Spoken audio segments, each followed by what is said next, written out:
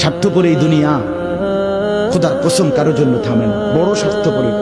হ্যাঁ, যেদিন বাপের জানাজা পড়ে, যেদিন বাপের লাশ কবরে দাফন করে, সেদিনও বংশধর সন্তান ছেলে মেয়ে ঘন্টাখানিক 2-4 ঘন্টা কাইন্দা কাটটা হইলো, রাতের বেলা ঠিকই ভাত খায়। হ্যাঁ, পাশের ঘর থেকে খানা আনে, ওরা ঠিকই খায়। স্বার্থপর দুনিয়া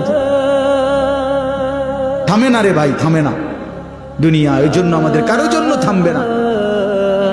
তুমি আমি মরে গেলে শেষ।